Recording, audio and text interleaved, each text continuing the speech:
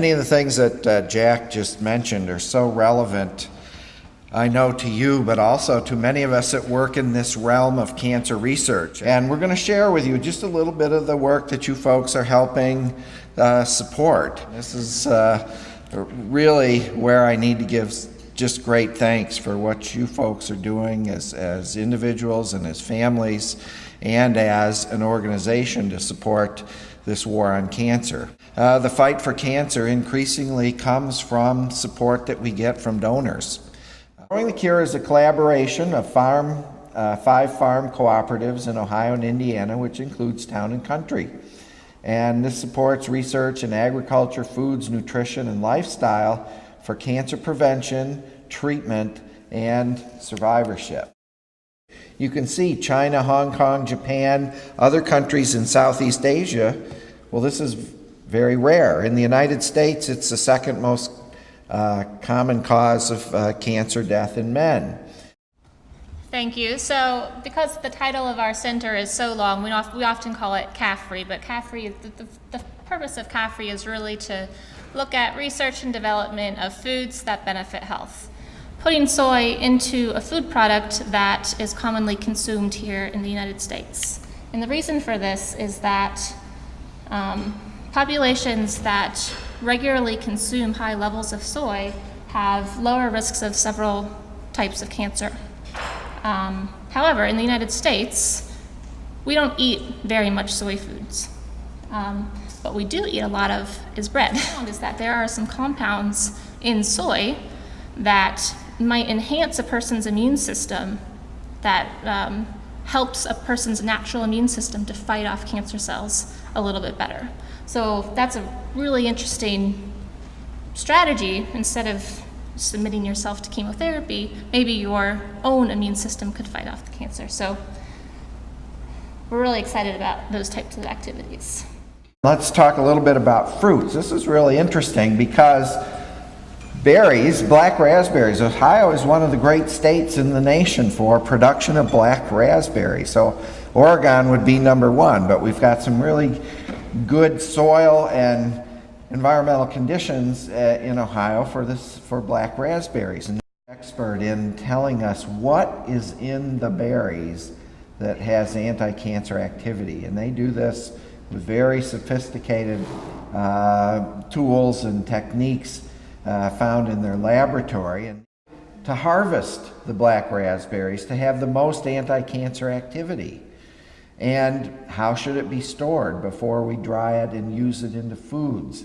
And which strain or genetic background of the berries is optimal? Which soil conditions are optimal? So all the agricultural questions are being addressed by Joe and colleagues up here in Worcester. We want to go from the clinic back to the farm. So, benefit for the farmers. Well, one of the striking and interesting things about this is that black raspberries grow in the same kind of soil conditions as tobacco. So, if black raspberries can be a profitable strategy for farmers, it actually can replace acreage that had previously been used for tobacco. One of the areas that we work on quite extensively is tomatoes. Tomatoes is another one of the large industries in Ohio related to foods. We've got folks up here in Worcester who grow different types of tomatoes, different genetic backgrounds with different chemical constituents found in them. We grow them up here in the Worcester farm based on some human epidemiology that includes soy into a vegetable juice that's based on tomatoes. Now, I can tell you for a couple years, and you see those different juices in the cups there, it didn't always taste so good. All right, so this was sort of like chalk in your tomato juice or paste in your tomato juice, and we went through many iterations of that. But again, the skill set of the food scientists and their technology, we now have something that tastes like great tomato juice. Here's Secretary of Agriculture Tom Vilsack, who has visited us now 2 or 3 times in the last couple of years.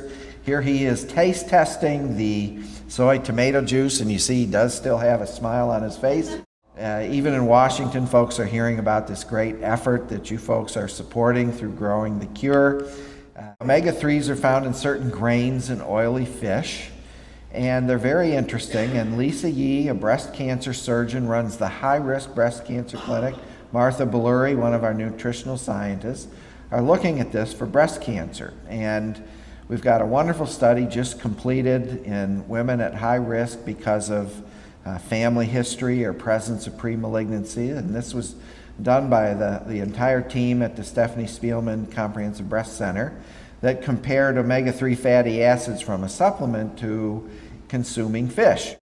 You know, food and nutrition is one of the things all of our patients find that they have an interest in, and one of the reasons is that when you have cancer, there's this tremendous feeling of losing control. All the things that you did to control your life and all the good things that are achieved by hard work and effort, cancer kind of robs you of that feeling sometimes. And when a patient can contribute to their care by optimal diet and nutrition, they feel a part of the team, along with the physicians, the nurses, and the entire staff.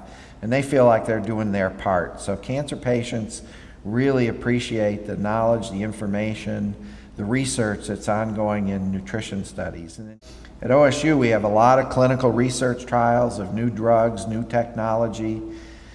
The studies that accrue people the fastest are the food and nutrition studies. I mean, so cancer patients are having to choose between paying for medicine and paying for food. And this has been one way that we can help them make sure that they are successful in their battle with cancer. Know that the women on the farm have an extremely important role. We're very grateful that you have been helping us in our mission and effort. You're a valued teammate.